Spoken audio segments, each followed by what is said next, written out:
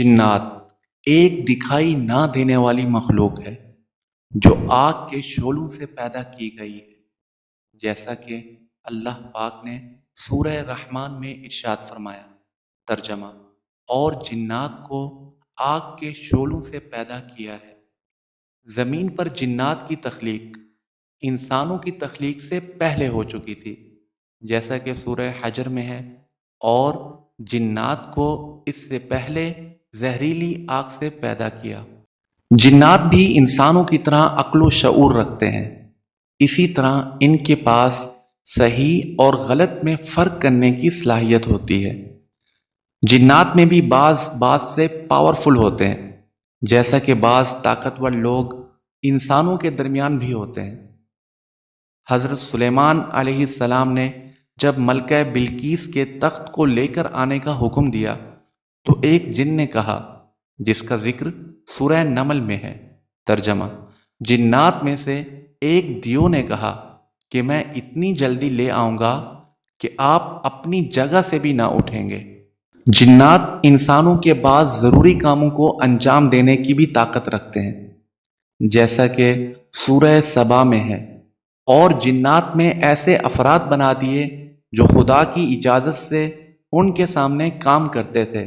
یہ جنات سلیمان کے لیے جو وہ چاہتے تھے بنا دیتے تھے، جیسا کہ محرابیں، تصاویریں اور حوضوں کے برابر بڑے بڑے پیالے اور بڑی بڑی زمین میں گڑی ہوئی دیگیں۔ جنات بعض انسانوں سے رابطہ برقرار کر لیتے ہیں اور کچھ خاص راز جاننے کے بعد انسانوں کو اغوا کر لیتے ہیں، جیسا کہ سورہ جن میں ہے۔ ترجمہ: اور یہ کہ انسانوں میں سے کچھ لوگ جنات کے بعض لوگوں کی پناہ ڈھونڈ رہے تھے تو انہوں نے گرفتاری میں اور اضافہ کر دیا۔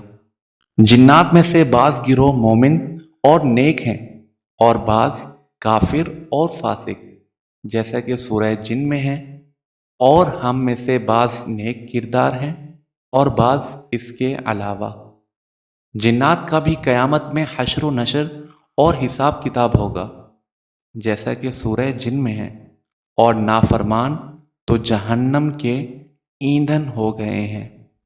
جنات آسمانوں میں نفوذ کرنے کی قدرت رکھتے تھے اور فرشتوں کی باتوں کو سن لیا کرتے تھے، لیکن بعد میں ان کی یہ طاقت چھین لی گئی، جیسا کہ سورہ جن میں ہے۔